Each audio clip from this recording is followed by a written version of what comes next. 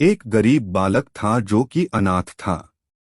एक दिन वो बालक एक संत के आश्रम में आया और बोला कि बाबा, आप सबका ध्यान रखते हैं, मेरा इस दुनिया में कोई नहीं है, तो क्या मैं यहाँ आपके आश्रम में रह सकता हूँ? बालक की बात सुनकर संत बोले, बेटा तेरा नाम क्या है? उस बालक ने कहा, मेरा कोई नाम नहीं है।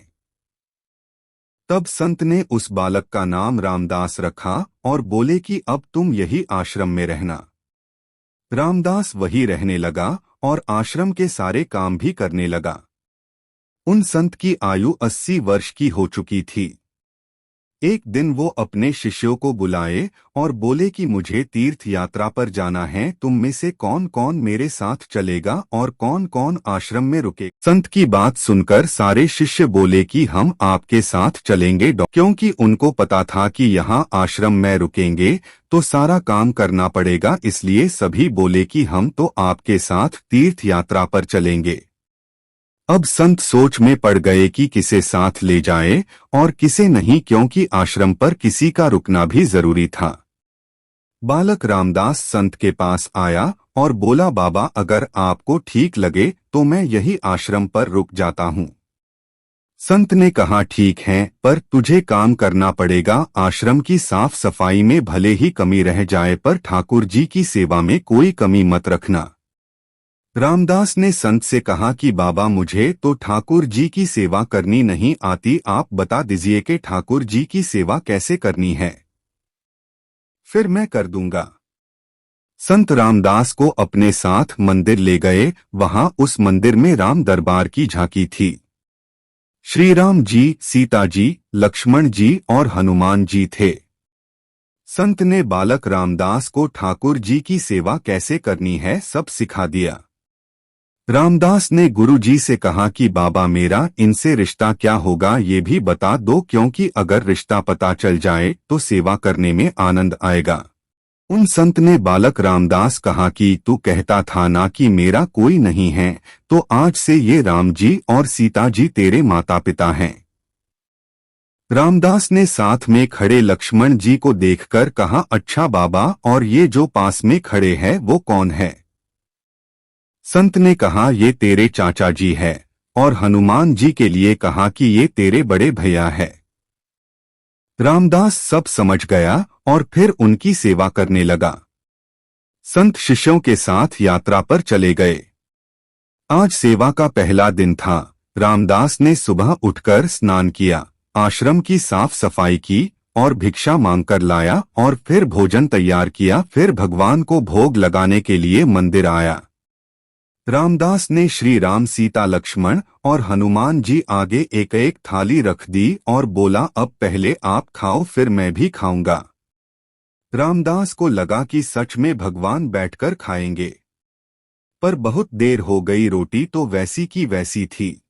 अब बालक रामदास ने सोचा, नया नया रिश्ता बना है तो शर्मा रहे होंगे।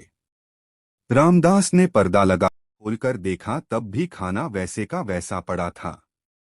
अब तो रामदास रोने लगा कि मुझसे सेवा में कोई गलती हो गई, इसलिए खाना नहीं खा रहे हैं, और ये नहीं खाएंगे तो मैं भी नहीं खाऊंगा और मैं भूख से मर जाऊंगा, इसलिए मैं तो अब पहाड़ से कूदकर ही मर जाऊंगा। रामदास मरने के लिए निकल जाता है। तब भगवान राम जी हनुमान जी को कहते हैं, हनुमान जाओ उस बालक को लेकर आओ और बालक से कहो कि हम खाना खाने के लिए तैयार हैं। हनुमान जी जाते हैं और रामदास कूदने ही वाला होता है कि हनुमान जी पीछे से पकड़ लेते हैं और बोलते हैं, क्या कर रहे हो? रामदास कहता है, आप कौन? हनुमान जी कहते हैं, मैं तेरा भैया हूँ, इतनी जल्दी भूल गए? रामदास कहता है, अब आए हो? इतनी देर से वहां बोल रहा था कि खाना खा लो, तब आए नहीं, अब क्यों आ गए? तब हनुमान जी बोले, पिताश्री का आदेश है, अब हम सब साथ बैठकर खाना खाएंगे। फिर राम जी, सीता जी, लक्ष्मण जी, हनुमान जी साक्षात बैठकर भोजन करते हैं। इसी तरह रामदास रोज उनकी सेवा करता और भोजन करता। करते 15 दिन हो गए। एक दिन रामदास ने सोचा, घर में 5 लोग हैं, सारा काम में ही अकेला करता हूँ, बाकी लोग तो दिन भर घर में आराम करते हैं। मेरे माँ बाप चाचा भाई तो कोई काम नहीं करते, सारे दिन खाते रहते हैं। मैं ऐसा नहीं चलने दूंगा। रामदास मंदिर जाता है और कहता है, पिताजी कुछ बात करनी है आपसे। राम जी कहते हैं, बोल बेटा क्या बात है।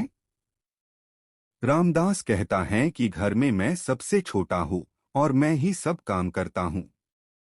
अब से मैं अकेले काम नहीं करूंगा, आप सबको भी काम करना पड़ेगा। आप तो बस सारा दिन खाते रहते हो और मैं काम करता रहता हूँ, अब से ऐसा नहीं होगा।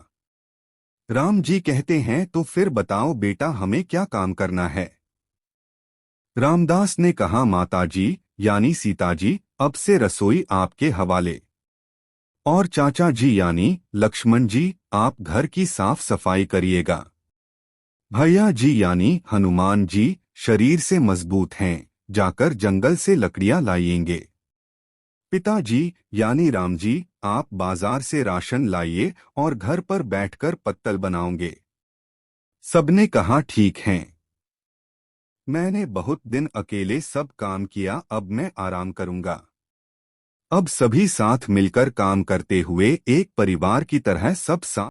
एक दिन वो संत तीर्थ यात्रा से लौटे तो देखा आश्रम तो शीशे जैसा चमक रहा है। वो बहुत प्रसन्न हुए। मंदिर में गए और देखा कि मंदिर से प्रतिमाएं गायब हैं। संत ने सोचा कहीं रामदास ने प्रतिमा बेच तो नहीं दी।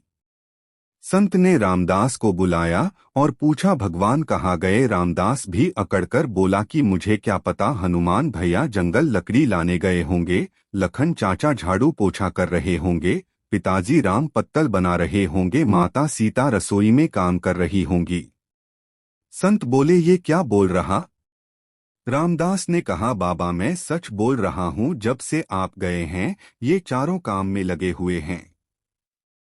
वो संत भागकर रसोई में गए और सिर्फ एक झलक देखी कि सीता जी भोजन बना रही हैं, राम जी पत्तल बना रहे हैं, और फिर वो गायब हो गए और मंदिर में विराजमान हो गए। संत रामदास के पास गए और बोले, आज तुमने मुझे मेरे ठाकुर का दर्शन कराया, तू धन्य है।